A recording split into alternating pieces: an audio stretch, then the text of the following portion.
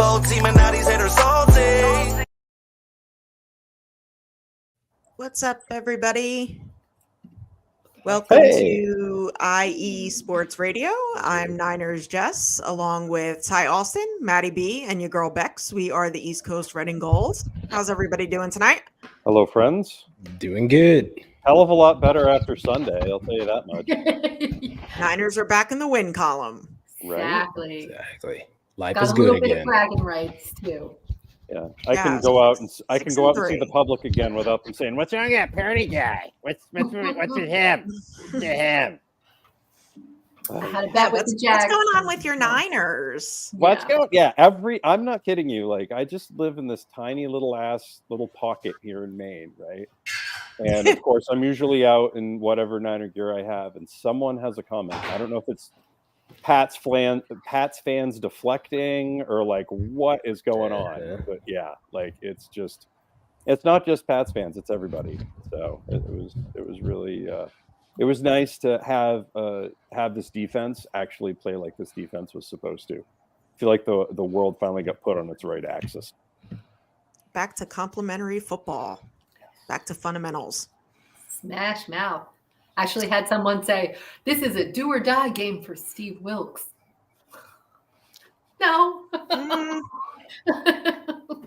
Stop wow. Really. Right now. Yeah. A little dramatic, but exactly. Yeah. Overly. I truly, but honestly, I admire their passion. Like, if they want this one to be do or die, that's totally fine. Speaking of do or die, it wasn't really a segue. Planet Jerky Premium Brisket Beef Jerky is the official jerky of the 2022 California League champion Lake Elsinore Storm. They are the single A affiliate of the San Diego Padres. This all brisket jerky has gluten-free options, no MSG, no sodium nitrate, is low in sugar and high in protein, which is the ratio we all want. It's some of the best jerky you can get your paws on. PlanetJerky.net, brisket beef jerky, the jerky that's on a whole other planet. And of course, at IE Sports Radio, follow IE Sports Radio on Twitter or X, whatever it's called now, Instagram, Facebook, the TikTok, as I like to call it, and keep up with the latest in sports and with our shows. And go to our website, iesportsradio.com/East Coast Red and Gold for the sports news and the IE Sports Radio blog and so much more. Thanks for making IE Sports Radio your direct feed for all that is sports. See, to me, that read was life or death, and we've made it. So now we can continue on. We can move on in life. If you haven't already done so, make sure you like this show and subscribe, please. Let's talk a little offense. We had touchdowns from George Kittle. Yep. Perfect BA. touchdown from them, by the way. Yeah, BA, Debo, Juice, finally. Thoughts, guys? First off, Juice's wife needs to stop going to games. Like, if he's going to score touchdowns in games, he doesn't show up at. It's like, like, we love you, Kristen, but like, seriously, like, you can like just we'll sacrifice the dogs. If we're going to need you to take, if we need you to take one for the team, like, please do. You know what I mean? Like, I would, right? Like, I feel like when I go to games, they lose. So like, sometimes I keep myself home, and it seems like it works. I was just going to say that, Maddie. How many games have you been to? Enough. I've seen enough losses that I just don't, and it's like I don't even want to talk about. And I'm actually the team's actually 4-0 when I go. So, see, like, I should never go again. Is really what it boils down to. We may have an issue with Arizona. Uh-oh. Understood. Dun, dun, dun. Well, and the other thing is too, like, if I hadn't brought Jameson to the Cowboys game last year, like the playoff game, he would think he's a big, bad luck charm because he went to the Atlanta game last year. Like, who loses to Marcus Mariota, honestly? So, I mean, if you look back at last year, the fact that they lost to like pre-ready for anything Justin Fields in a monsoon, and they lost to Russell Wilson, who was terrible. Like, if you look back at some of the quarterbacks this team has lost to, you're like, how do you lose to PJ Walker? Like, how does this happen? Like, it blows you away. And then you are comforted by the fact that NFL stands for no effing logic most of the time. And that's just how it works, right? It's just how it goes. As long as it's not happening in the Super Bowl or in the playoffs, you're all right. Go ahead, Becca. Offense. I lost it. Maddie went on a run. I got everybody completely off kilter. Someone made a Sometimes you point got to be brought back. on social media, and I was gonna say that, and now I'm completely gone with the whole offensive point. Oh, talking about Juice and his touchdown. Did you hear the announcer say that he should have sat down on the one line and let Christian McCaffrey run it in? Like, Yes. no, you score points. So Christian McCaffrey's lucky enough to also get the record. Great. But no, we're not sitting on the 1 yard line and putting a touchdown in jeopardy. You don't do that. Exactly. So I thought that was the dumbest thing I've ever heard. But the announcer, the person calling the game actually said that. Actually, I did not hear that because I was there, but I heard Right. that it was said.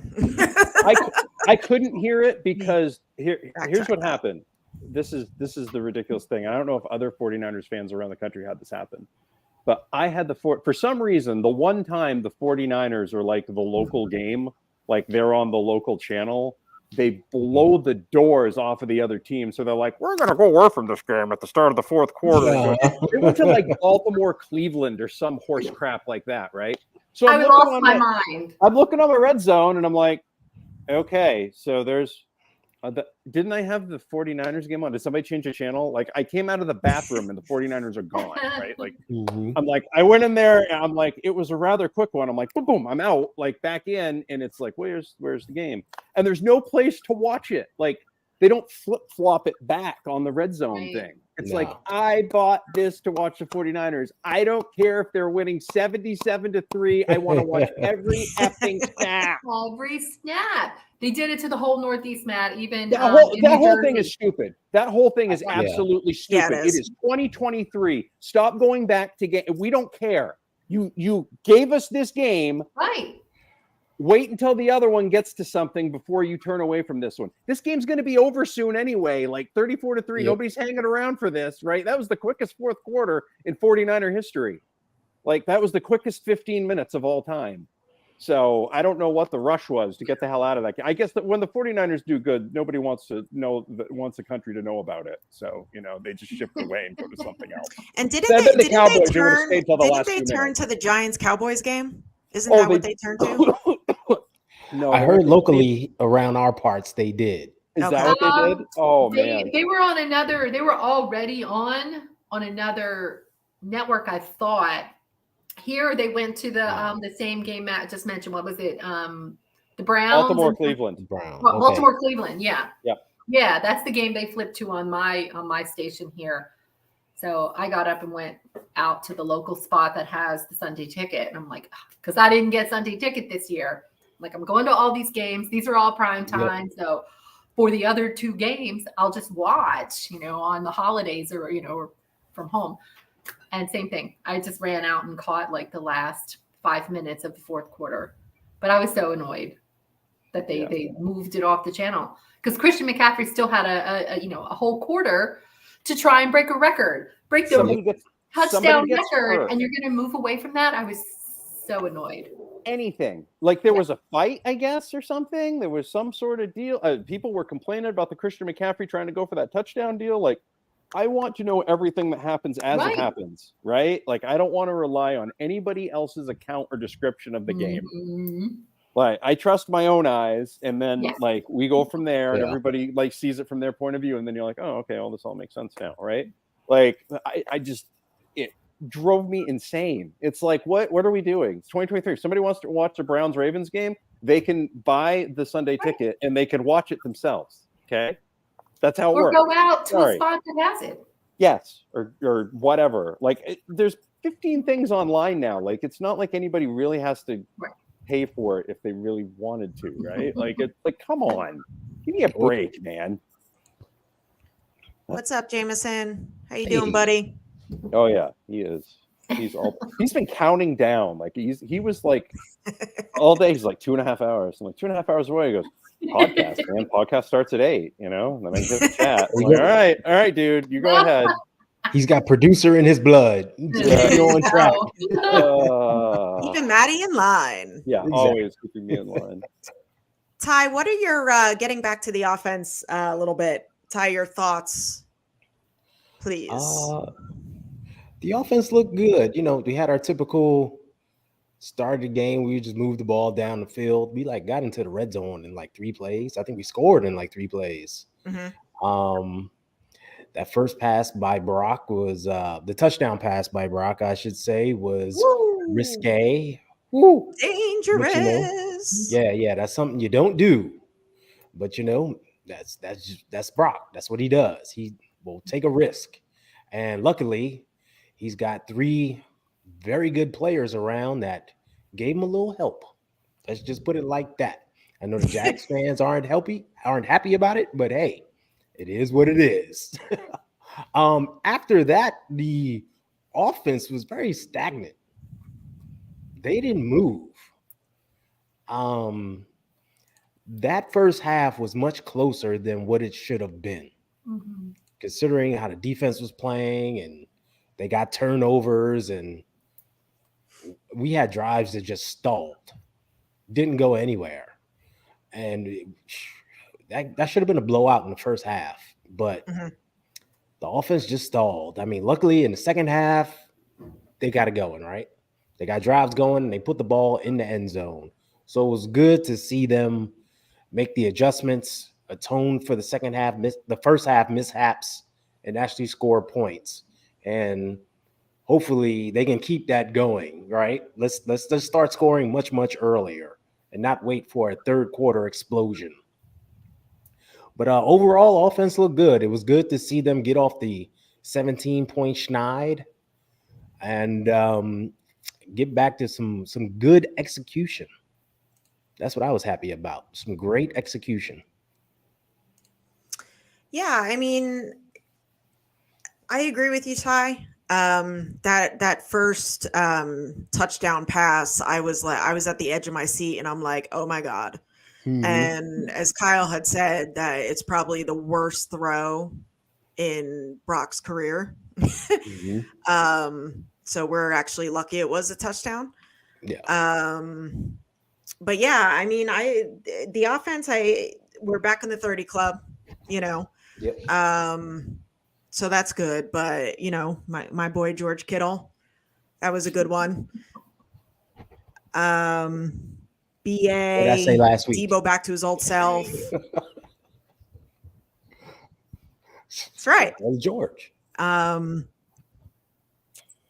Always. George always should be involved. 100%. And then the touchdown to Juice, that was great. I thought the offense looked good. Obviously they have some things that they need to clean up and stuff like that. But other than that, it was pretty good. Yeah. And you expect some of that coming off of a bye. Like, everything's not going to be perfect. That was not a perfect game overall, right? You expect some of that stuff. But like when the defense gives you opportunities, you expect to capitalize on it. Like, you get a strip sack on the 50-yard line. Hello. Right. Momentum's clearly on your side. You got to capitalize on that. You shouldn't move the ball and then go backwards and have to kick a long field goal, stuff like that. So, like I said, the offense was kind of iffy, but in the third quarter, they kind of got it going, scored some points. It was great to see the ball distribution again. We haven't seen that since the Dallas game, where Juice got the ball, George got the ball, BA, of course. 7 receivers, I think. Yeah, like everyone was involved, and that's when this offense can really get going, when we utilize everyone. So it was great to see that. It's 100% the case. Like, if you get everybody touching the ball and getting something with it, it makes that offense much more effective, because you have to treat everyone as a threat. You can't just let somebody go. It really is 11-on-11 football at that point. And when you're making the defense cover 11 guys, I mean, I'm starting to see spies being left in for Brock Purdy, guys. Like, we haven't had that in we haven't had that in, I don't know, Kaepernick days. Nobody was leaving a spy. Yeah, nobody was leaving a spy in for Jimmy. Okay, like, love Jimmy, but nobody was leaving a spy in for him. Okay, ask the Chicago Bears about that, right? From 2021, like, they probably should have left a spy in on that game. That was about it. Like, that, it just opens up that many more things. he's doing the things that they wanted Trey Lance to do, right? They wanted him to do the 11-11. It just turns out that it's Brock Purdy doing it, but it's happening. I can't believe it's happening, but it's happening. So, Danielle, yeah, that was actually a pretty funny play. I saw it after the fact. the turnaround, the Yeah, business decision, yeah. Like, I'm gonna live to fight another day. He's like, nope. I don't blame him, He's man. like, It reminded me of not WrestleMania today. 3 when the little people were wrestling King Kong Bundy, and like he picked all three of them up at the same time, and like, yeah, it was crazy. Like, nope, that's probably the best call. The funny thing is, Trent reached out to like push him, and he couldn't reach him. He couldn't catch him because the dude ran away from him. He's like, I am going out of bounds right now. I am ejecting myself from this play. And there's nothing he was going to do. All he was going to do is get pancaked. Like, there was no. He was either running away or getting pancaked. That's it. That is just it. There's no other way that's going to happen. I think Trent was moving pretty fast too. I was like, look at him go. For somebody I was concerned about, Coming worried at about you. playing or whatever, like he played all right. He looked pretty good. Like the ankle ain't hurting that bad. Look at him roll. Honestly, I think it's the attitude that Debo and Trent bring to that offense, to this team, whether it's them in the boombox rolling through, like it just changes it changes their mindset and their attitude. Keep those two healthy and you can probably go a long way. If not, well, somebody else has got to come up with the attitude. So now, the running back position, I mean, Christian McCaffrey was in there a lot, especially at the end of the game. Kyle wanted to get him the record. I don't know if I agree with that. But, Elijah Mitchell went in there for a couple plays. No Jordan Mason again. Your thoughts on that, guys? Becca? I think for what it's worth, Christian McCaffrey is the big wrench, and everybody recognizes that when he's in, he makes things happen. The play just always seems to develop and move better than everyone else. I would agree at the end. I don't know if I would have kept him in just to try and get the record and risk injury, but I think there was some part of everyone who wanted to give it a couple of shots and see what happened. So I guess if everyone's all game for it, then so be it. You live with the consequences if you take that chance. But yeah, I think, you start to go with what works. And if that's all CMC and less everyone else, then that's what it is. The winning, recipe. And we desperately needed the win. So whether that remains to be the case, and we only see Ronnie Bell or in for a couple touches or someone else occasionally, then that's what the coaches are deciding to do. I think you have to go with what's working as much as anything else. And as long as Christian's health is keeping up, he's not hurt or seemingly being put at risk too much, then I think that's what you're going to play your big players, that your playmakers that are making it happen. Go ahead, Ty.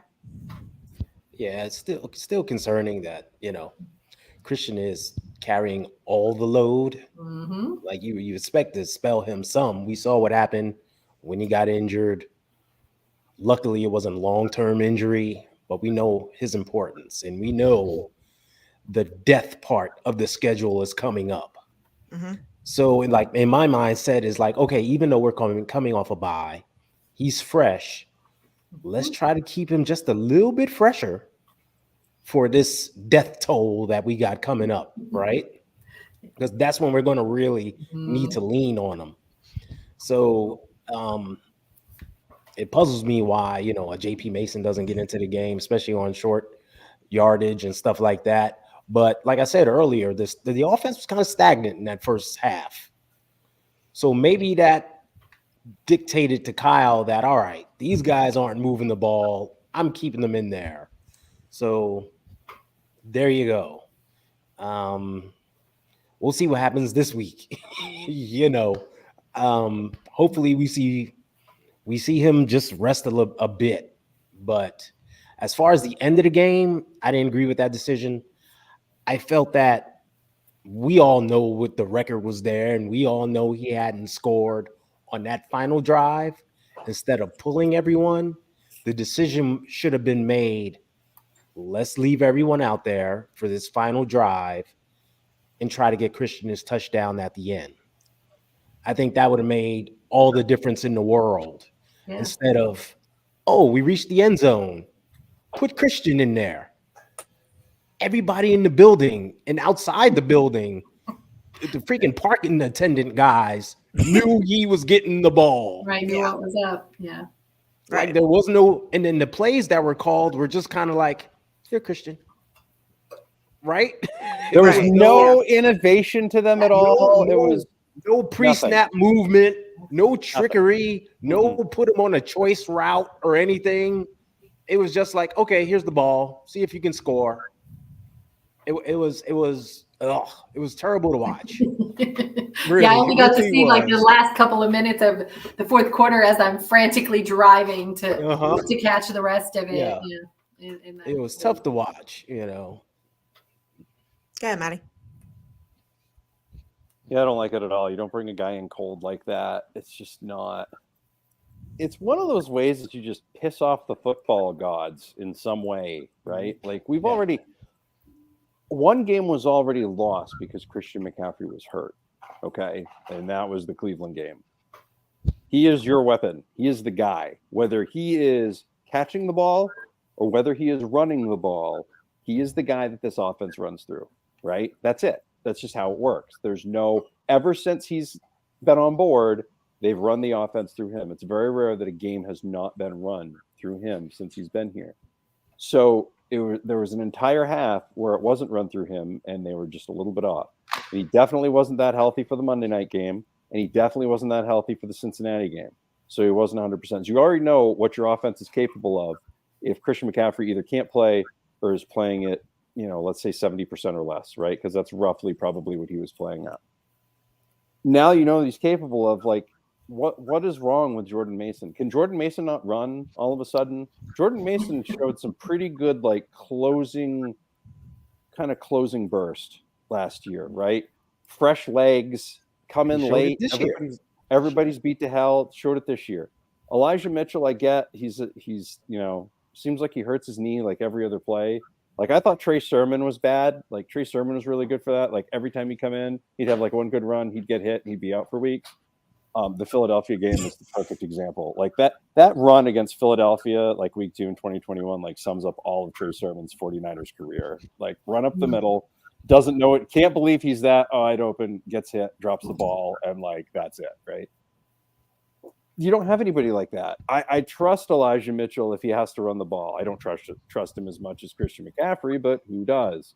I don't trust Jordan Mason to run the ball as much as I trust Christian McCaffrey, but again, I do trust him to run the ball. Definitely want to see a little bit more of them. Hoping that the Bucs get finished off early. Don't let them hang around. Yeah. This point spread's gross, like 10.5 up to 12 all of a sudden. This is a team that's given everybody fits this year. Like, if this game's tougher than it needs to be, you're going into Seattle on a short week. Yeah. I don't want Christian McCaffrey having to play 4 quarters of a bang-up game against the Bucs and then turn right back around Thanksgiving night and do the same thing. I don't want to see George Kittle have to do it. I don't want to see Deebo Samuel have to do it. I don't want to see Trent Williams have to do it. I want this game wrapped up by about halftime so that they can start pulling people about midway through the third quarter and they can just start, you know, rolling through to the next week. So hopefully they can take care of business this week on it. But man, like, really want to see some, like, on occasion, I would like to see Christian McCaffrey not get used.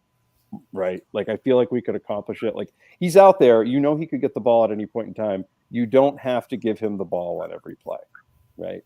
So, but as a fantasy owner, please feed him all the time. My best ball team, every time they're in the red zone. My thoughts exactly. Anybody else, like, if like the offense runs through Christian McCaffrey, right? Like him and George Kittle, please. Right. Yeah, all the time. I like Ayuk to have a pretty good day too. Right. Brandon Ayuk as well. Deebo Samuel in certain leagues. You know what I mean? Like whatever. Whatever it is. So in sticking with the offense, I wanted to tell my George Kittle story. Oh, you got to tell it. Yes. Oh, boy. So me, my mom, my Wait, time out, cousin- time out. What? Real quick, before you tell the story, Go ahead. when I learned of the story, because I was in Jacksonville with her, I knew George was going to have a good day. Just let me tell you that. Go, Jess. Okay. So it was me, my mom, my cousin, and her husband, and we were at the team hotel, and we were just sitting in the lobby, and the guys were coming down. They were going to their meetings, and all of a sudden, who comes off the elevator is George Kittle. So I look over at my cousin's husband. I'm like, Carlo, it's Kittle. And we just like the four of us immediately were like, oh my God, like me especially, of course. So I'm wearing my George Kittle shirt with his face all over it. I got my custom kicks on, and he's signing autographs for a few of the kids, and he comes walking down the hallway, and he was just like, hi. And I'm like, hello. And he was like, it's so nice to see you. And I'm like, oh my God. And so we took pictures with him, and and I was like, I hope it's not weird that your face is all over my shirt. And he's like, no, I actually think it's kind of cool. And he was like, I love your sneakers, and he was just like, it's so great to see you again, blah blah blah. And it was awesome. So we all took pictures with him. My mom got a picture with George, the ultimate like personable person. He was just so cool. The last time I met him, it was just like a quick selfie, so no like conversation, but to actually get to talk to him, it was pretty cool. So that's my story. Does he now know you're his number one fan? Like, is he aware? You know what? I kind of think so, because then we fast forward to game day, and the four of us were sitting in the stands, and he looked over, and we all waved, and my mom is blowing him kisses, and he actually laughed and he waved back. That's the best. Yeah. So it was pretty cool. So His I second. need to get a shirt with yours and your mom's face on it, so that when I go to a game and Kittle sees me, he'll know.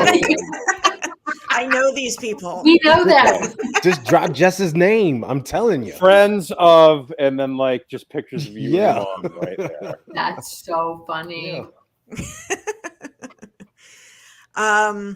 Yeah. So Becca, before we let you go, do you have any game balls you want to give out? I know we didn't talk defense, but Gosh, I was going to give a game ball to the entire offense and the entire defense. Okay. Just because I thought they played, everybody got involved on the offensive side. I mean, and defense, goodness, Fred Warner, Nick Bosa, like everybody, even Chase Young was in there, wreaking havoc. Everybody played really well. And so, Ufunga with the interception there and all of those good things happening. I do think the Steve Wilkes being on the sideline was overhyped. The best comment I think I saw on that was someone said the brand of beer I drink is more relevant than the fact that Steve Wilkes is calling plays from the sidelines. I like That's awesome. Screenshot of that, yeah, because Matt Mayoko made some comment about Ambry Thomas and Diamador Lenore playing, different positions in the nickel. And he's like, is this more relevant than Wilkes being on the sideline? And that was the comment in the chat there and under one of his posts. And I just started cracking up laughing. I was like, yes, exactly. This exactly. So I thought that was kind of a funny thing that, really everyone, I think, made more out of Steve Wilkes being on the sideline than needed to be made of it. But if that's what they think is the good juju, then by all means, it's the good juju. But yeah, other than that, I thought Purdy played well, other than that initial touchdown pass, which was like, oh, whoo. Yeah. Luckily it worked in our favor, but everyone was involved. They moved the ball well. Defense kept pressure on Jacksonville. What would they have? -1 yards into the second quarter of total offense. It was pretty astounding. Like the defense was just wreaking all the havoc. As slow as our start was, the defense was certainly helping us out because they had their backs against the wall the whole entire first half of the game. So I was pretty happy about that. And other than that, I got the candlestick necklace So thanks for all the suggestions, guys. I did it. The candlestick dirt's in the necklace. So people think I have dead people ashes on my Nope, it's just Candlestick Park dirt. It's just dirt. It's a Don't dead ask. stadium. But other than that, yeah, have a great night and go Niners. And yep, I will try to tune in from the car. All right, Safe sounds travels. good. All right. Yeah, See you, safe trip. Rebecca. All right. So before we get to the defense, George Kittle, fourth tight end in history to have 500 plus receiving yards in each of his first 7 seasons. Hall of Famer Ozzie Newsome, Rob Gronkowski, and Keith Jackson. The legendary Keith Jackson. Both Nice. both of those should be in the Hall of Fame eventually. I think Keith Jackson will be Yeah. eventually. Yeah. Gronkowski definitely will be once he's been He'll retired get for there. long enough. So And then these are just some stats from Sunday. We talked about, distributing the ball and, there's a lot of mouths to feed on this offense, but I think we do it pretty well. And it's like that graphic was a perfect example of the pick your poison offense, right? Who are you going to stop? Who are you going to pick? who you doubling? Like each guy is getting 50 plus yards, right? And that's the question right there. Who you doubling? On the George Kittle big touchdown, they doubled Brandon Ayuk. Left George Kittle one-on-one on the outside versus a linebacker. That's a matchup we should take all day, every day. I say this till I'm blue in the face. You can't guard him one-on-one with a linebacker or a DB for that matter. You got him out in space alone with a linebacker. That's 6. Put the ball up for him. And we saw what happened. Unless you're going back in time and pulling prime Ronnie Lott out of the original Yeah. timeline, you're not Yeah. getting anybody to guard him. Exactly. Like the Patriots made an entire run off of not even having really good receivers, just meh ones, right? But being able to throw the ball to their tight ends because the matchup is an impossible matchup. There's typically not that many linebackers that are going to be able to cover that well, especially guys like that. And you're not going to have many defensive backs that can cover them because they're just not big enough. They can't muscle up. So Right. I don't understand why more teams don't exploit it. Like, there seems to be a lot of tight ends out there. I feel like there's a lot of receivers that would probably benefit from moving to tight end based on how they're used. Yeah. But you don't have a lot of Fred Warners out there, David. That's a perfect Exactly. point. You don't have a lot of Fred Warners out there. Exactly. You could put Teams are Micah trying, Parsons on somebody on him, not. but like then you don't have him rushing the passer. So Right. then what's happening, right? So anything else on the offense you guys might want to add? No, offense is looking good. Like I said, they started clicking there in the third quarter. That's the offense we want to see. Hopefully they keep it going, and Kyle keeps it going with the ball distribution. On one play, call Ayuk's number. Second play, another play, somebody else, and keep things moving. Keep the trickery happen. You don't know if Debo's going out on a pass pattern or is he coming around for the end around and the ball's going to be thrown to, this guy in the slot. This is what we want to see. So just keep that going. Like when everybody gets involved, like that's what works. Yeah, exactly. Exactly. When you just start targeting like one guy only, it's, we're in for a tough day. Yep. Moving to the defense. We had 5 sacks, Bosa, Young, Hargrave, Farrell, Armstead. They were literally back to old form, I thought. They were definitely proved it too. What's that? The numbers proved it too. I'll talk about it in a minute. But yeah. So your thoughts on the sacks, Ty? Yeah, the D line looked fresh, and they were hunting. Right? They were getting after it, and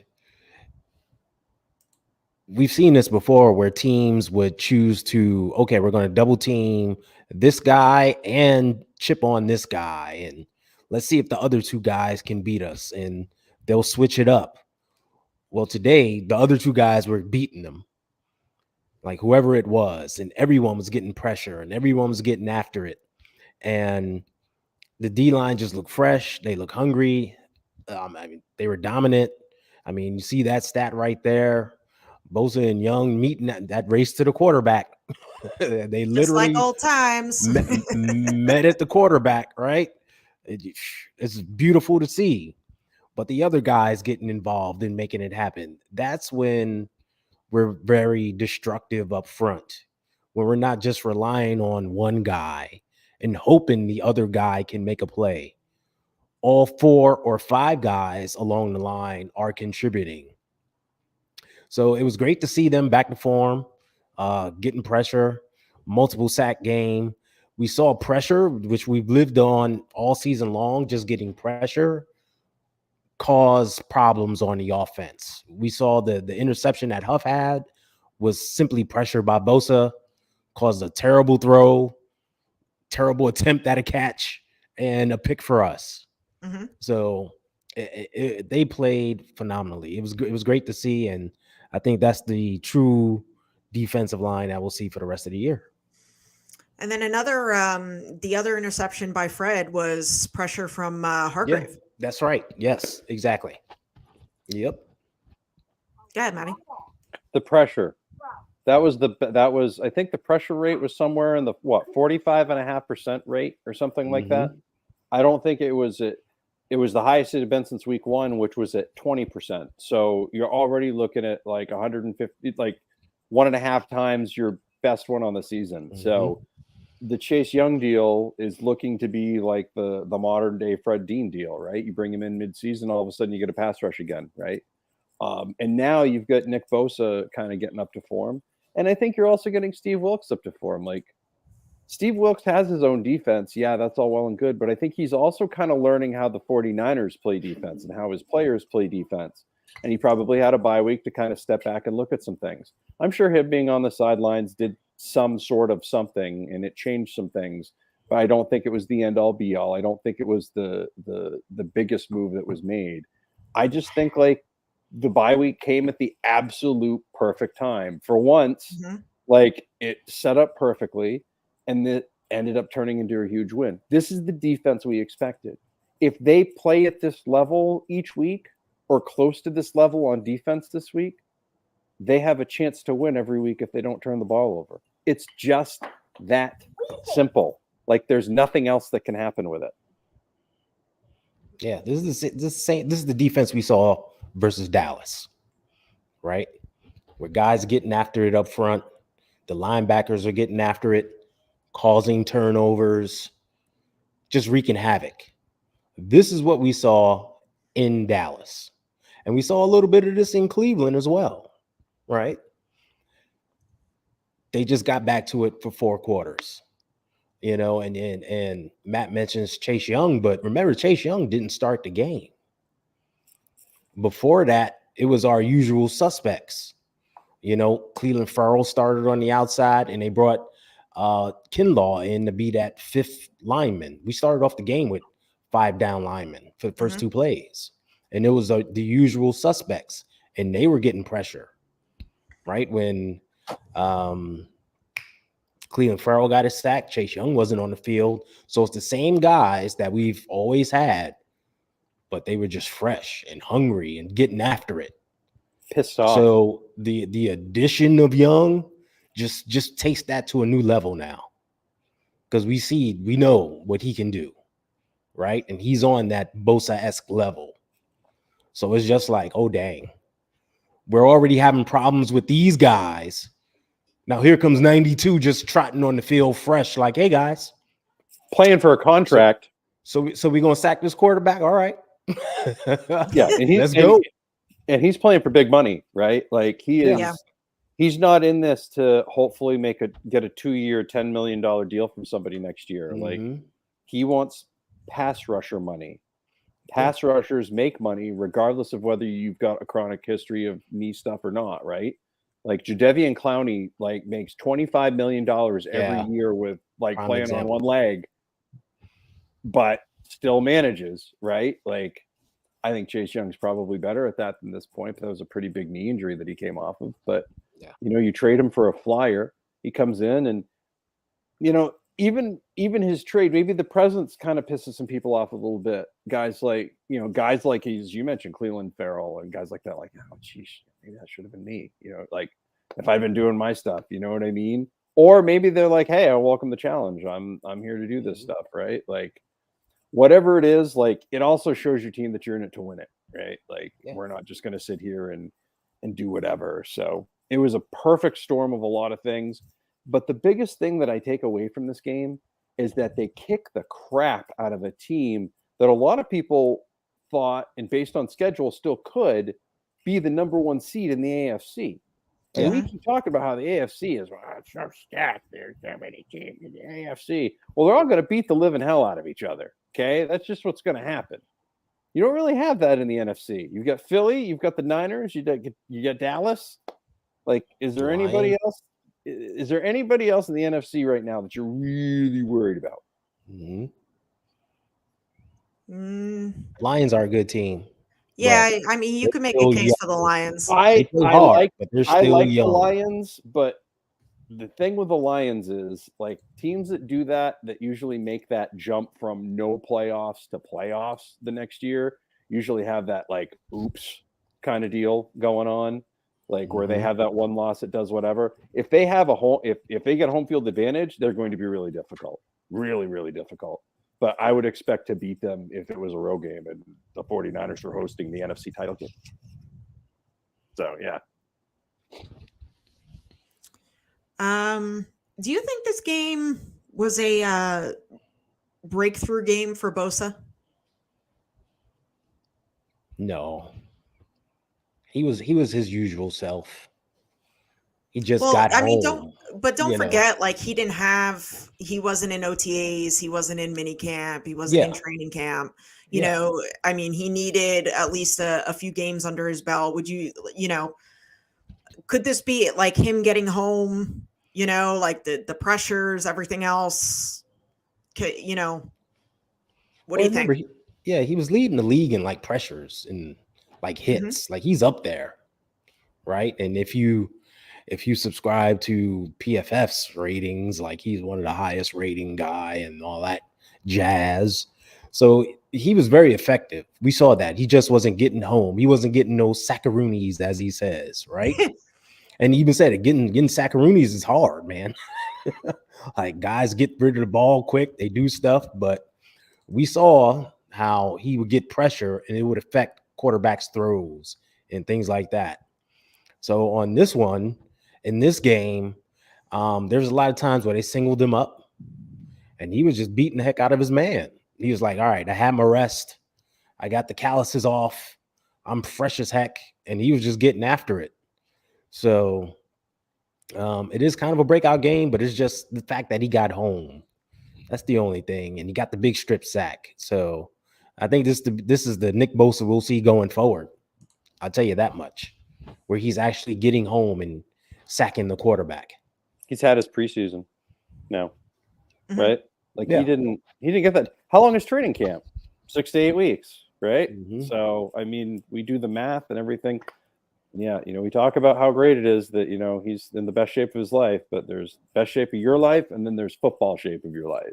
Right. And it takes a little while to get into that. In addition to that, you got all this nuance with the new coordinator. Like there's a lot of stuff there. Like it was kind of an awkward period. And they ended up, like I said, we would have been like, if we'd said at the beginning of the year, they're 5-3 going into the bye week. Woo, way to go. All right. You know what I mean? We're kind of bummed out. We're kind of hoping for 6-2, 7-1, but like whatever. But the fact that it was 5 in a row and then 3 in a row freaked everybody out. It's like, uh-oh, what do we do? Did we lose the switch? Is the magic gone? Like, did we peak against Dallas? So it was good that they came out and answered some questions. They didn't play their best game ever, right? But they played a damn good one. Yeah. And they won by 31 points, right? I'll take that. You know what I mean? Like, I'll take that every time. All day, every day. Yes. So Nick Bosa, after Sunday's game, Nick Bosa has 47.5 career sacks, fourth most sacks in franchise history. John says, with the addition of Young now, Bosa won't be double teamed as much, which will just make him better. I agree with that. Yeah, I agree with that. And one thing teams are doing, and the Jags did this, is we talk about how the offense is a pick your poison offense, right? Who are you going to double team? Mm-hmm. Teams are doing that with our defensive line. It's pick your poison. It's okay. We saw plays where they chose to double team the ends on some plays. And then there are plays where they switched it up and double team the interior. And there's plays where, okay, we're going to double team one guy on the interior and one guy on the end. That's the havoc we create. And it's like, okay, who are you going to double? Who are you going to try to get to? And the sack with Young and Bosa, when they met at the middle, like they chose to double the middle and leave them one-on-one. Well, you see how that worked out. Not very good. So teams got issues. They got real issues. And we saw at one point in the game, Young and Bosa flipped sides. So they're playing that game now. So now offenses are like, oh, shit.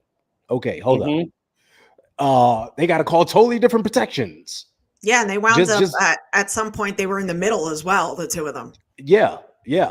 Which is a problem because it freed some things up for Hargrave and Armstead. Now all of a sudden, if you've got those guys, like you can't. We talk about the offense and all the weapons on the offense. Like the weapons on that defensive line now are just exactly. Exactly. There's not enough good offensive linemen to block all these people anymore. There really isn't. No. And we saw the game Eric Armstead had. We saw the game Javon Hargrave had. I mean, Cleveland Farrell got into the mix. I mean, it's like, what are we going to do? What are we going to do? It's a huge problem. So my Eric Armstead story, we saw him at the just before the team went off to the walkthrough, and I captured a picture of him smiling. My cousin and her husband call him Sleeves because he wears the white sleeves underneath his jersey. So they were like, hey, Sleeves, and I'm like, Armstead, and he just kind of thought it was funny. So he just started laughing. He thought about coming over to take a picture with us at that point, but somebody kind of shook their head no and, walked to the bus. But then later on in the hotel, he came down, along with everybody else, and he stopped and, he took a picture with my cousin and her husband. And it was pretty cool. He's a really cool guy. So yeah, that's my Eric Armstead story. But after this game, who's going to be that breakout player for the rest of the season? Like, who's just going to completely go off, whether it's offense, whether it's defense? What do you guys think? In terms of they're going to have one major game, or they're just going to be nuts for the rest of the season? Nuts for the rest of the season. It's hard, but I want to say George Kittle, just based on his history of late in the season is when he turns it on. Right? He just lights it up. It's when he gets going. It's like, all right, it's time to get going. And that's what he does. So I'm going to pick him on offense, and on defense, I'm going to go with Nick Bosa. I mean, he seems revitalized and re-energized, and he's glad to have his college buddy with him. Someone that he can just sit and chat with and be buddy and buddy around with.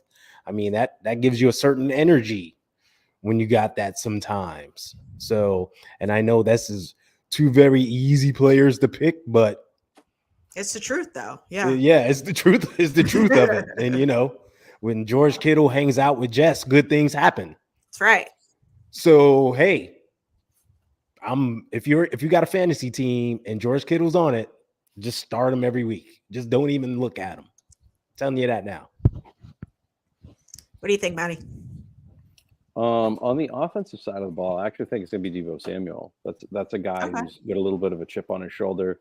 I think you saw some of the ways they can utilize him. His touchdown run was like we've been waiting for that all year long, right? From him, really, just in terms of, and he still hasn't had that big yak play yet, that huge one, right? That he just ran away from everybody on a 6-yard slant. And you're like, whoa, but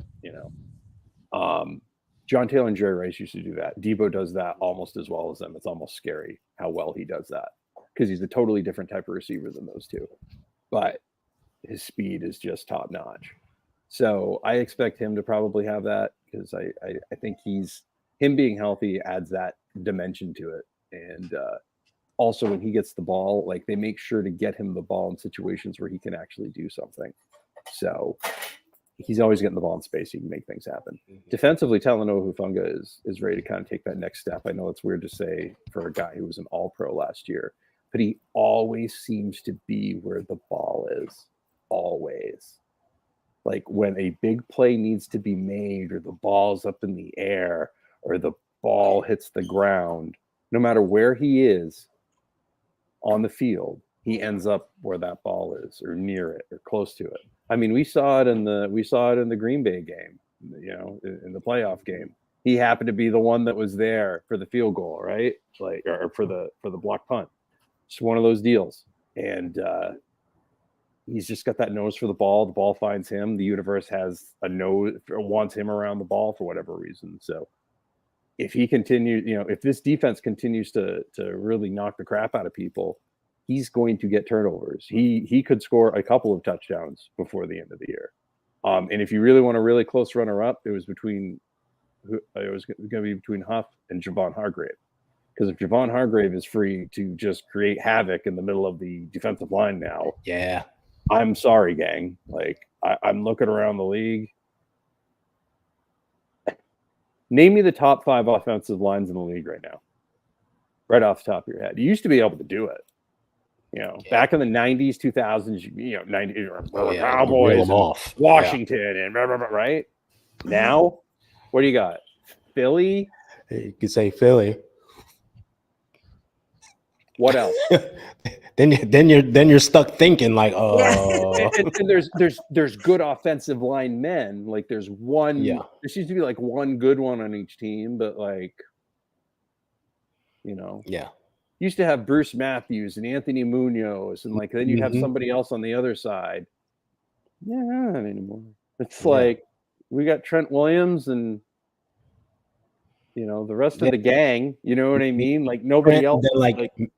It's like Trent and maybe Aaron Banks, and then it's like 3 other guys. Right. That's how it is around the league. Exactly what you're saying. And that's everywhere. That's like every and then the teams that don't have the Trent Williamsy guy, like, look at the Jets, look at the Giants, look at so many teams with just horrifically bad offensive lines. And y'all want to like protect the quarterback? Like we got to figure it out. I mean, like how can you possibly ever expand this league if you can't find enough quarterbacks, you can't find enough offensive linemen? You know what I mean? Like it doesn't work. So yeah, Hargrave, like against the offensive lines that are set up to be faced, like that's a mess. That's a mess for teams. That's Warren Sapp-ish. That's Vita Vea-ish. That's Ndamukong Suh-ish type. Like those are, those are the type Chris Jones. Like those are the type of defensive tackles and named defensive tackles that you need to have to win a Super Bowl. And now the 49ers have one, and now he's being let loose. And you got Eric Armstead on the line too. Oh wow. Okay. Sign me up. Yeah, I have a question about Armstead that I'm gonna get back to because I heard this on another stream this week. But for me, I'm gonna go a little different since Ty had said George Kittle and Nick Bosa. I stole your guy. Yeah, you did. It's okay though. I still love you. I'm gonna go BA, and I'm also gonna go Fred Warner. I know All-Pro Fred is already All-Pro Fred, but I just think he still takes it to another level, much like he's done since he's got here, really. Just sideline to sideline, just really, turning He was up all over. He was all over the place on Sunday. Yeah, he was. He all over. Like they will spread again. Yeah. Yeah. And there he goes. He's, part of every play. You give him a Super Bowl, like people are gonna talk about him as though he's better than Ray Lewis, Brian Urlacher, Zach Thomas, all those other guys, right? Like he's the real deal. Yeah. So you slap a Super Bowl ring on him, all of a sudden, like the recognition is going to be far and wide. Yeah. He's in the conversation for sure. Yeah. So I did want to talk just briefly about Steve Wilks. He was up in the booth. This past Sunday, he was down on the sideline. I know Richard Sherman, touched on, Steve Wilks, but your guys' thoughts on, Steve Wilks' move to the sideline. What do you guys think? I don't think the sideline was probably like I said earlier. I'm sure it was a change, but I don't think he's gonna like slap guys around and get them all fired up on the sidelines. You know what I mean? Like he's just not. He's not dropping the F-bomb every 2 seconds like Robert Saleh. I just think the game plan was a little bit better. I think he's more comfortable with his players. I think his players are more comfortable with him. And being on the sidelines probably just happened to be like a really happy coincidence, to be quite honest with you. So if they have a game where they give up 30 before 30 against another team before the end of the year, we have to move them back up to the booth. Is that the plan? Yeah. You can't. Oh no, you're in timeout now. You gotta go up to the booth. Or like, are you gonna send them to like the very far end zone where they do the filming from behind the cameras? Like, what are we doing? Like, those are the only things you can really do at that point. So, no, I think it was good. Like, the dude's a good defensive coordinator. It's not like he's not good. Like, he was a head coach last year, and that team played well under him. That was a team that really wasn't well constructed, and they traded away their best player, and they still played pretty decently under him, and almost won the freaking division. So it was surprising to me that he was taking so much pressure, but at the same time, whatever, they're going to look for the first thing that's different. That's what's going to happen. So good for him. Good on him, and hopefully it continues. Yeah, Richard Sherman had tweeted, Wilks deserves a ton of credit, took accountability, and made the adjustments. This defense looks as dominant as ever against a Jacksonville team that had won 5 straight. Go ahead, Ty. Yeah, he does well. If everyone blamed him for the 3 losses, then he gets full blame and credit for this win. There you go. That's what it is. I don't think the move to the sideline was anything different. It was the same defense. He made the same calls. There was like a little subtle things he did differently. Just a few plays here and there that were different. But other than that, it was the same defense. And it was the biggest thing was starting Ambry Thomas over Isaiah Oliver. That was it. Other than that, same defense, right? Guys just got after it more. They made plays. They executed, right? We didn't have 13 missed tackles. Oh, right. When they tried to throw a fade touchdown from the slot, we happened to have Mooney Ward in the slot covering that guy, and he punched the ball out, made a great play. It wasn't Isaiah Oliver out there, right? So just guys executed on defense, and they executed well. A lot of what people wanted Wilks on the sideline for is that he can be rah-rah and pump up his players.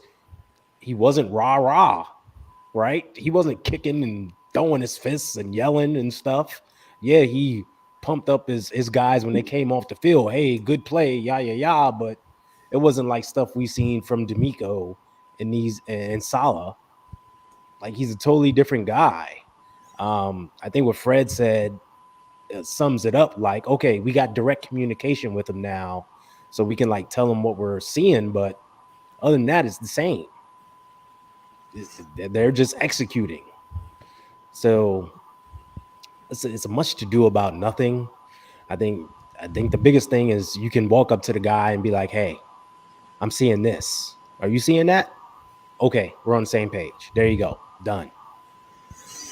Yeah, I think the most entertainment we saw from Steve Wilkes is that him and Kyle Shanahan did run into each other a few times on the sideline. Yeah. That was it. that was pretty much it.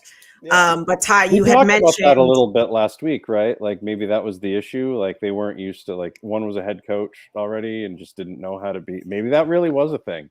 Like, no, I'm just gonna stay up to the booth because I'm gonna want to stand in the same spots Kyle is, right? Like maybe that's why Kyle was on the field for that touchdown that got overturned. Who knows?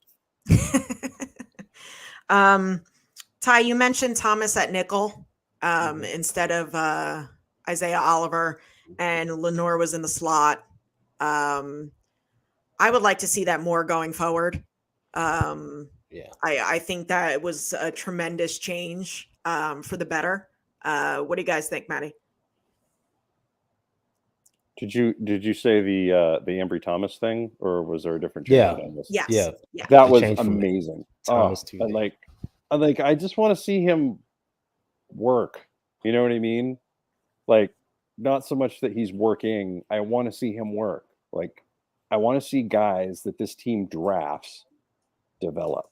You know what I mean? I'm weird like that. Like, I enjoy seeing that because I feel like at the end of the day, that's what this team's foundation is built on. Whether it's a first-round pick, whether it's a third-round pick or a fourth-round pick, I want them to hit on them. If they don't hit them in year one, let's get them some run. It was cool that he got a couple. He had some big plays and he made the right calls. He made a big play to end the 2021 regular season Indeed, he did against the Rams that everyone seems to forget about. You know what I mean? Like, he clearly has some talent. There's some things that can happen. So if he grows into this role and becomes a killer nickelback, like, I'm totally down with that. Like, rock on, man. Like, I would love to see that happen. Like, if Isaiah Oliver doesn't work out, oh well, it's a street free agent. We move on and he goes somewhere else. Like, you lose a draft pick that's almost like 2-3 years, like, gone, and 4 years gone, and you don't want to see that. You know what I mean? Like, I want to see guys that get drafted really do well, and to see Ambry Thomas get that chance and then do well with that chance, pretty heartwarming, and makes you pretty optimistic that things could be good. So we'll see. Yeah, I agree. I'd like to see, guys we draft play and do well, especially when they've shown ability. Like you touched on it. A few seasons ago, we had injuries and he was the guy. He had to be out there. Yeah. We tried to go the free agent route and that guy sucked. So it was like, okay, youngster, get out there. And he stepped up. He got better and better each game, which is what I liked.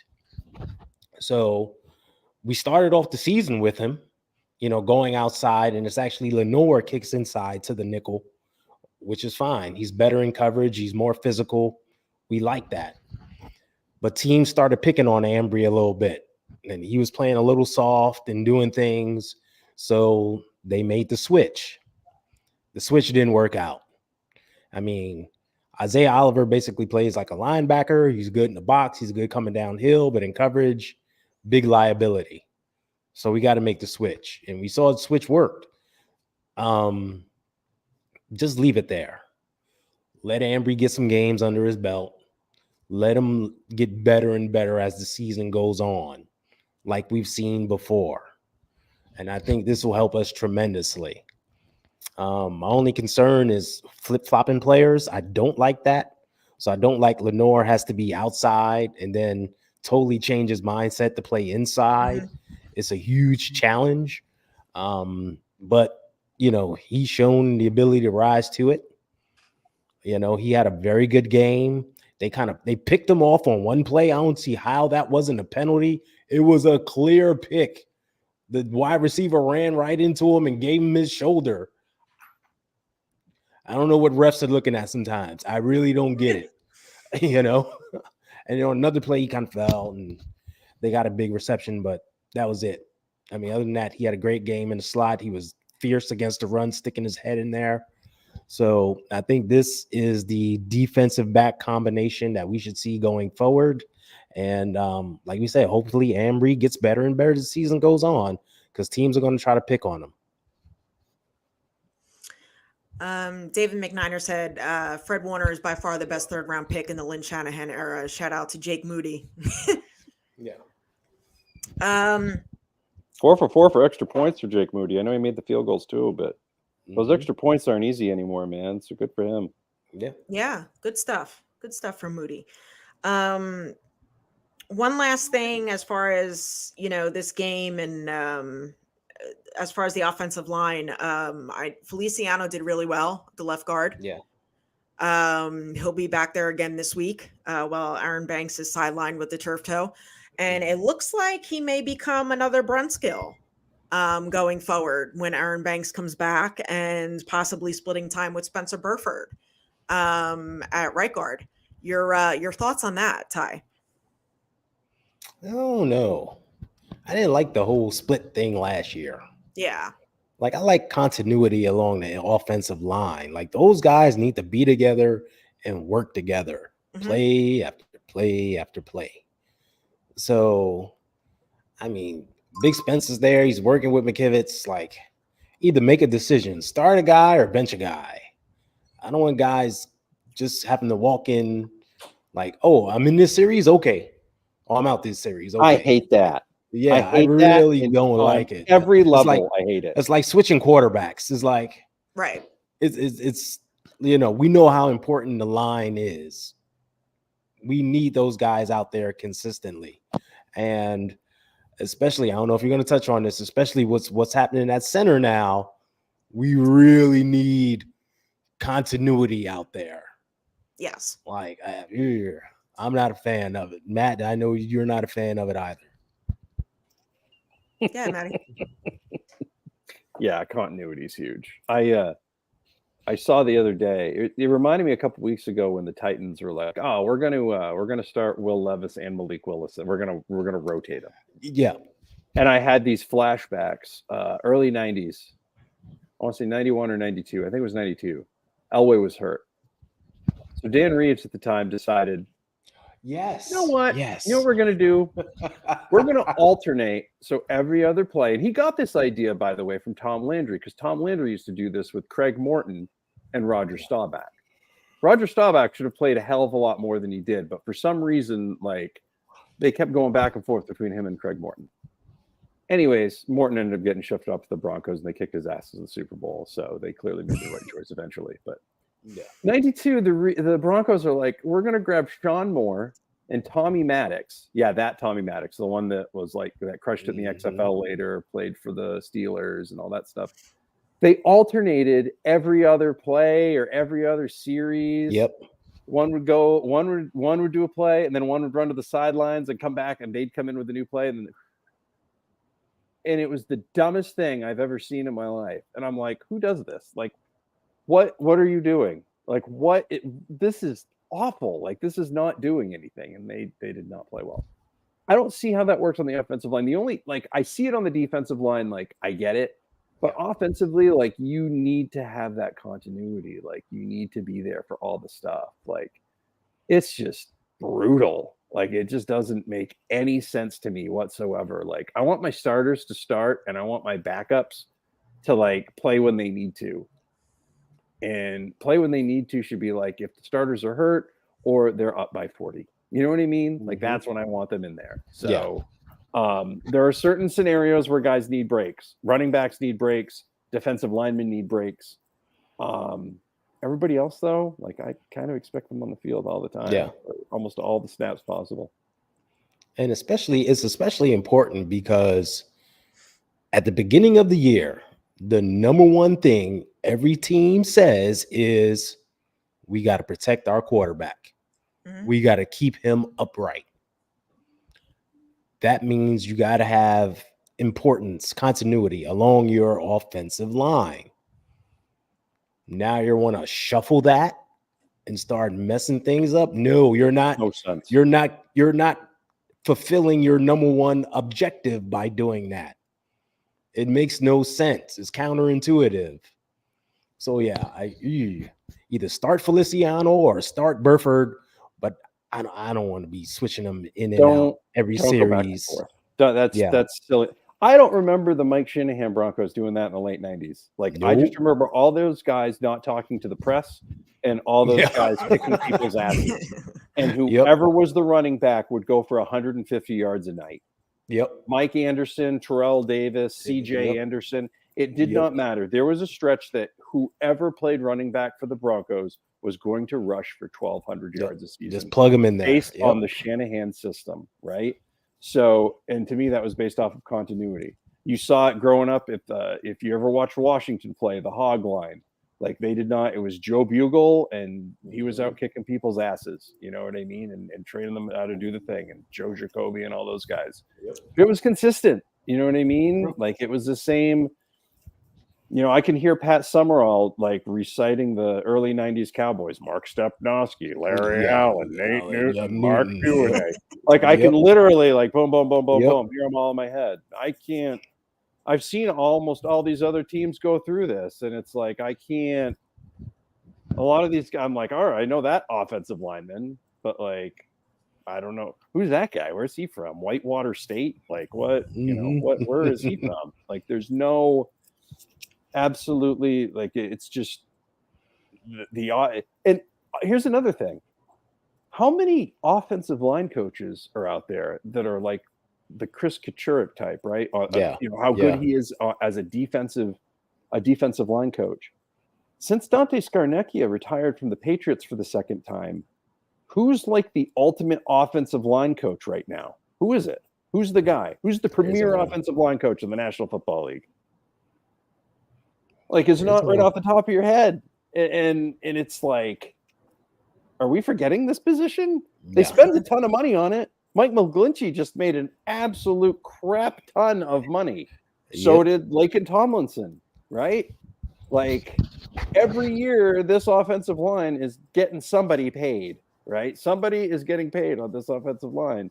And then they go off to go do, they're kind of okay wherever else they go. You know what I mean? They're not the same as they were here. So I want to see that consistency all up and down the line. And it's either one guy or it's the other. It's not both. So figure it out. All right. So real quick, game balls. Go ahead, Ty. I got one for Lenore. I thought he had a great game, flipping back and forth.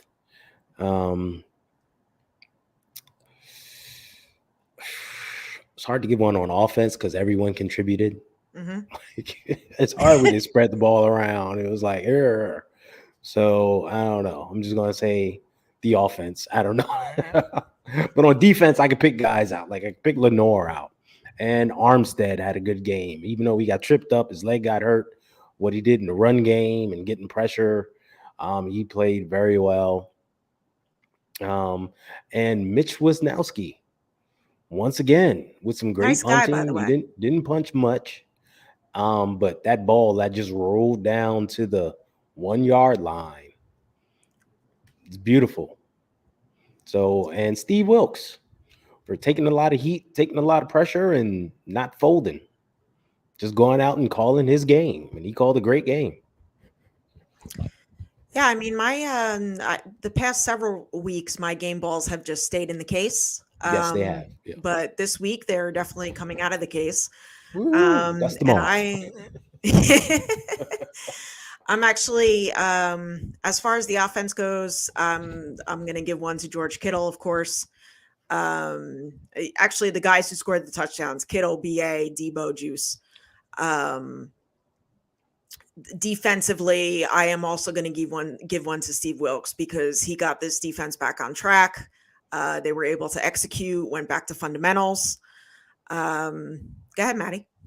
Wait, real quick. I do have offensive game balls. I thought about this and I totally forgot about it. I got to give offensive game ball to Juice, BA, and Kittle for what they did on that first touchdown. Yes.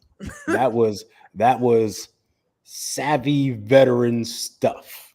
And if you guys don't know what happened, go back, rewind that play, and just focus on them and see how they made it happen. Good point. Okay, Maddie. Jake Moody, crusher of a game. Like Brian 10 Cope will be points. happy. yeah, as he should be. Javon Hargrave just absolutely imposes well on that defensive line. Everything you wanted to see from him and more, like in one game. So tremendous. And then Trent Williams, just for changing the attitude of that offense, quite frankly. And then also, I want to give Kyle Shanahan one for throwing his hat into the stands. But Yeah. I have to take it away for him being on the field and taking away the defensive touchdown. So can't do that. I hope Avery Thomas like gave him crap during film. Like, coach, what the hell? he should. Like, come on, what coach. the hell? You said What play in to the whistle, coach. What are you doing? Play to the whistle, and you're out here like running traffic for me. Like, what are you doing? You know, What happened to be smart, coach? What happened to be smart? be You smart. know? Yeah, Unbelievable. he definitely can't place any blame elsewhere for that. Nope. So, all right. So moving on, power rankings after this week, we're Eagles 1, Niners 2, Chiefs 3. I like seeing these every week because we've been going back and forth between 1 and 2.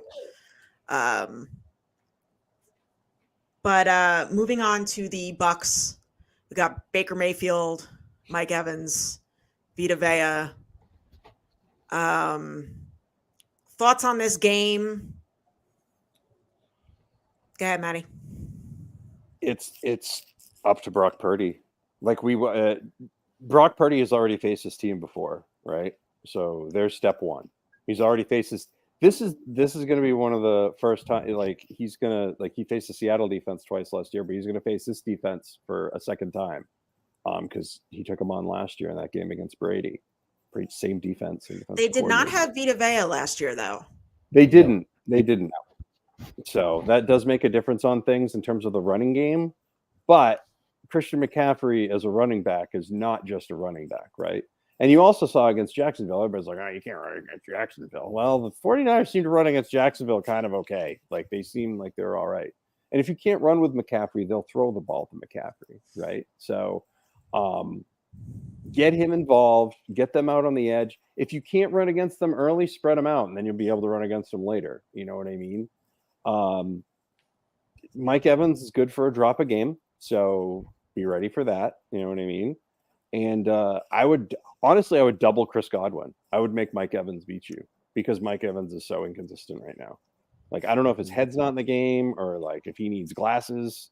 Like, I don't know what's going on, but there's been he's had a lot of weird ass drops this year. And I'm like, what is wrong with you? You're Mike Evans, man. Like, get it together. So it'll be real interesting. The guy I'm worried about on that team is Rachaad White. He's been really good for them this year. And Baker Mayfield, a lot of times when he gets in trouble, it's very similar to how when Brock Purdy gets in trouble, he looks for Kittle or he looks for McCaffrey. Mm-hmm. When Mayfield gets in trouble, he looks for Cade Otton, which I'm not worried about with our tight ends. And he looks for Rachaad White, who I'm not so much worried about, but like the dude can make people miss. He took one to the house last week on a screen. And he's played really well for them. He's actually probably been their best offensive player all year long. So I don't like the spread. I don't like the 10.5, 12-point spread. I think it's almost insulting to the Bucs a little bit. So they're going to come in with a bit of a chip on their shoulder. I honestly think this one's going to be way closer than we want it to be. I have that feeling. But if they blow them out, I'm feeling really good going into Thanksgiving. That's for sure. Good, Ty. Well, I understand the spread because I look at two teams that are similar to us and, well, not similar, but, similar in terms of talent where they are. And that's the Eagles and the Lions. And the Eagles beat them by 2 touchdowns, and so did the Lions, right? They handled them easily.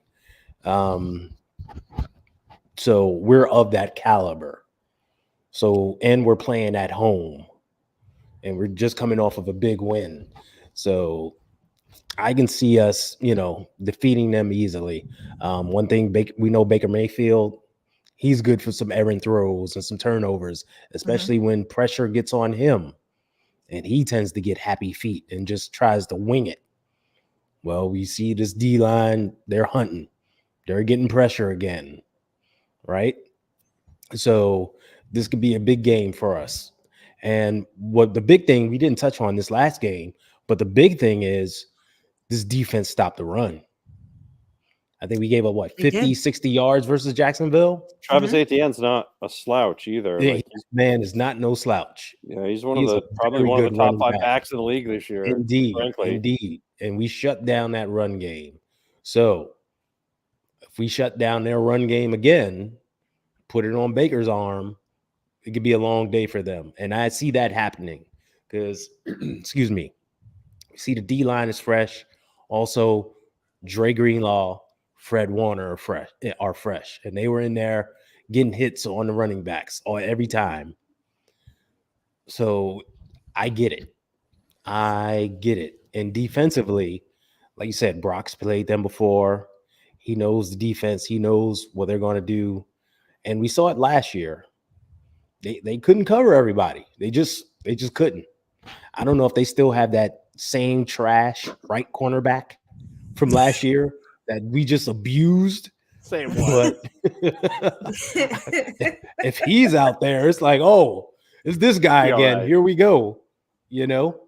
So I can see us easily jumping out on them. The only thing that concerns me is Vita Vea.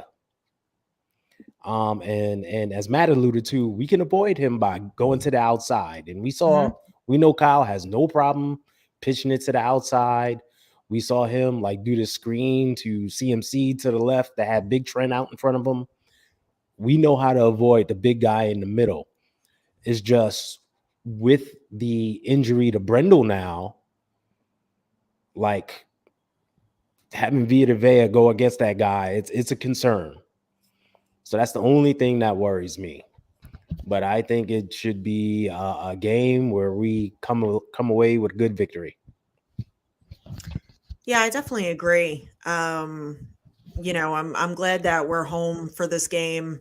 You know, obviously we were back in the win column with the Jaguars win. You know, and I think that we actually, you know, if it's not a blowout, I don't think it'll actually be close.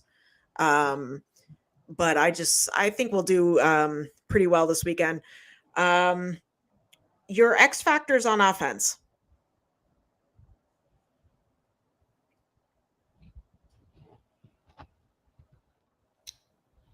I'm going to go with Debo this time. Okay. I think last year, you know, they kind of focused on George and BA and CMC. You know, Debo, I believe he's out. Was he out then? I don't know. But I can see him wanting to go off. And Kyle, like, all right, you haven't seen this guy yet. So I'm going to utilize him and get him more involved and just call his number more. And, you know, get the ball in his hands and let him work his magic. So I'm picking him out. Yeah, I'm going to go BA. Mm-hmm.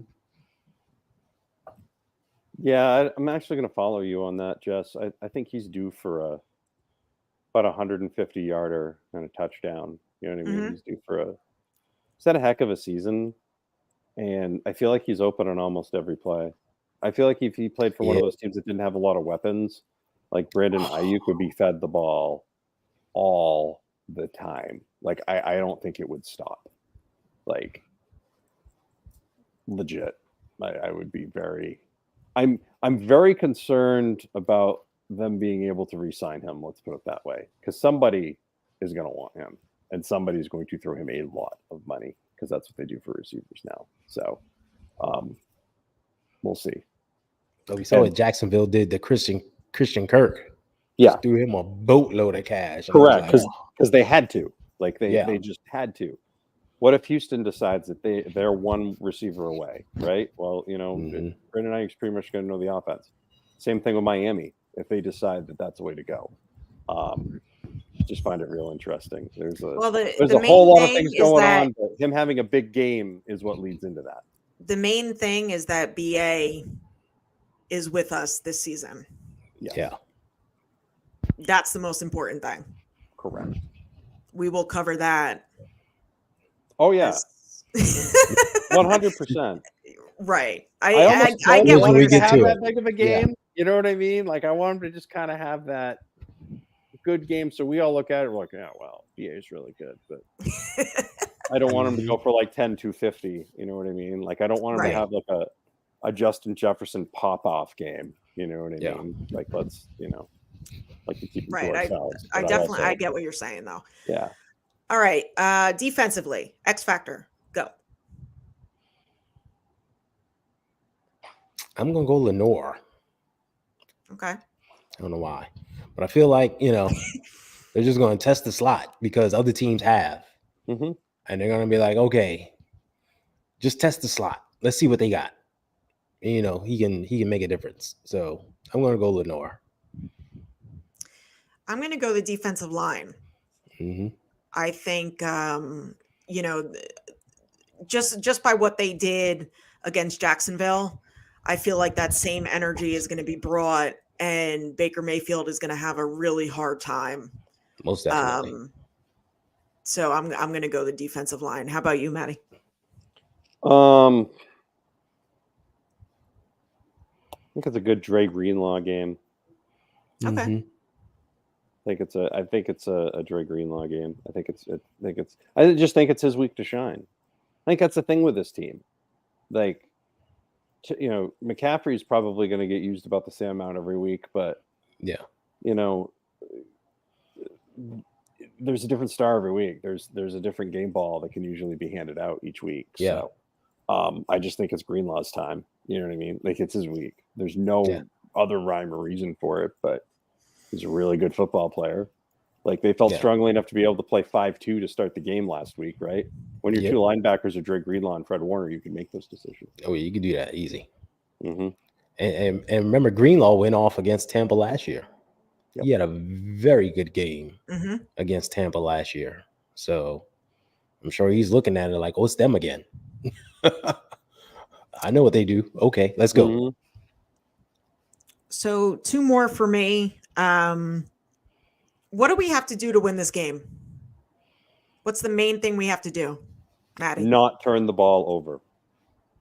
You cannot make them drive the length of the field every single time down. They won't be able to keep up. If you give them a short field, you might as well just be like, hey, we're bored. We'd really like, it's almost like saying I'd like to play with my food. Like, remember the kid from A Christmas Story, and he's like, he hates his mashed potatoes or his meatloaf or whatever the hell it is. Same deal. You know what I mean? Don't play with your food, just eat it. You know what I mean? So that's exactly what it is in that case. Like, don't turn the ball over. No across the body throws while running to the left and throwing into the center of the field. Yeah. Yes, it was cute and great. I'm really glad that you got away with it this time. But if you ever do that again, like we are going to have a talk, and you're losing your cell phone. So that would be what it is. Maybe like every Tuesday they should just give him the day off so he can go like farm somebody's field, like help him with the corn or something. Well, he does have the day off. Right. Tuesday's a normal day off. Every Tuesday, just take. But maybe send him away to go farm. Yeah, exactly. He should do the Kirk Cousins thing. He completely disconnects from everything on Tuesdays. Mm-hmm. Only he goes and farms. Right. He doesn't spend time with his family. He farms somewhere. You know what I mean? He just runs that John Deere tractor. So don't turn the ball over, and you should win this game by 20. Ty? Yeah, I'm gonna say like Matt alluded to it earlier, it's like stop White. Make them one-dimensional. And that way you start pressuring Baker, and we know Baker under pressure isn't that good. One thing offensively is continue the formula of spreading the ball around.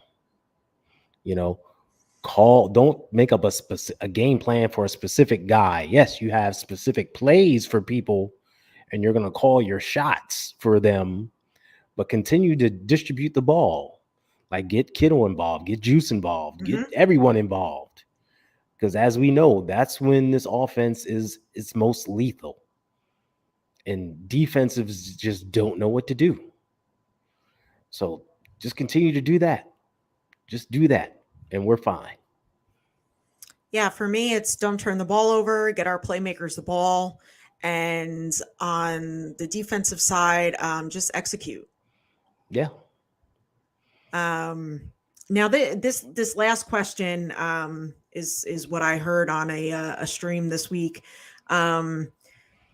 Is Eric Armstead? I'm going to start with you, Ty. Is Eric Armstead and Kyle Juszczyk needed on this team on both sides of the ball? Yeah. Why? Okay, so Armstead does a lot of dirty stuff on the defense that it just doesn't show up on the stat sheet. And unfortunately, people only look at stat sheets. But like when he's blowing up a run play or blowing up a pass rush, taking on a double team, crossing a guy's face that frees up other people, it's essential, right? And there's one play, like this is a perfect example. It was one play on Sunday where they tried to run a screen, and he's the only lineman that recognized it and backed off and got it to the screen passing lane. And I think Lawrence didn't throw it, and they got a sack because of it. But it's because, and that's a play. You look at that, you're like, what was Armstead doing? He didn't do anything, but he totally changed that play. And that's the kind of smarts and the things that he does, right? It doesn't show up on the stat sheet at all, but he totally impacted the play. Mm-hmm. And it's the same for Juice. We know about Juice's blocking and what he does and does things. But when he's out and running routes and he's sitting in the flat and he's doing things, he tends to draw defenders to him sometimes because he leaks out and he's open. And that will leave space open in the middle for guys like Kittle and Ayuk and Debo to operate. And that's when they get the ball. So it's things you don't see on the stat sheet, but they're imperative. And like I said, on that first touchdown play, there is a defender coming across. Juice knocked his ass to the ground. Yep. So he couldn't affect the throw. That is a smart, savvy play from your veteran fullback to save what could have been an INT, right? He kept the defender from getting into the play by simply, you're trying to get here? No. Knocked him to the ground. Doesn't show up on the stat sheet. If you look at the end of the play, you just see Juice like he's just standing there doing nothing. Mm-hmm. But take your eye off the camera, like look at it. You see, he totally affected that play. Right. So you need those smart, intelligent players to do things and make play. And they also make plays. Let's not just think they do nothing. Armstead gets sacks. He gets stops in the run game. Juice, we saw him score a touchdown. We know he makes catches. Last year, he broke his finger making a catch and running the ball. Like, come on. They are essential players. So, yes, we need them. Go ahead, Maddie. Did the 49ers need Tom Rathman in the late 80s? Or Bingo. did William Floyd make a difference in 1994? Bar none. I rest my case and good day. The difference between, I remember when Mark Logan was the fullback in 1994, and then they put William Floyd in at fullback in 1994, and it was night and day. It was very similar to, it reminds me of the Isaiah Oliver, like Ambry Thomas thing. Nobody really thought much about it. It was just like, oh, okay, they made a little switch, right? But boy, William Floyd was a key figure on that team in terms of their attitude adjustment and getting kind of that attitude that they needed to overtake Dallas back in 94. Tom Rathman was the same way. You had to guard both of those guys, right? Yeah. You had to respect that they were going to catch a pass. You had to respect that they could run on you. You have to do that with Kyle Juszczyk. Like typically he's going to be like an additional offensive lineman, or he's going to be, kind of that other guy out there that could be that almost that he's always like almost like that, the constant second tight end, right? Yes. Like, Yes, exactly. But yeah, they're so essential. And if you don't know the game of football, you would totally say that. Oh, they don't do anything. But if you actually watch the games and pay attention to what guys do and watch film and do other things of that nature, you'll understand that those guys are super important. There's a reason that Kyle Juszczyk got signed to such a big deal and why re-signing him was such a big deal. There was a reason that moving Eric Armstead into the interior from the edge was so important. Just getting his height there, making guys like Baker Mayfield have to see over the top of him so that when he throws it, he's throwing it to a spot.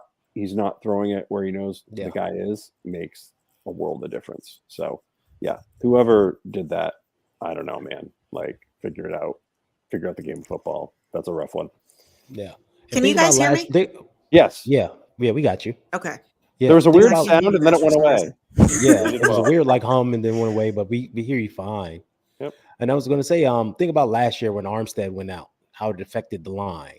Like it wasn't the same. And think about, I don't know if it was 2 years ago or 3, but when Juice hurt his knee and Mhm. he was out for a few games and we had to rely on like a tight end to do the blocking, the run game wasn't the same. They have impact. And you know what? The thing, Juice bothers me because a lot of people hate on Juice. Like, oh, he's just, you don't need a fullback and blah, blah, blah.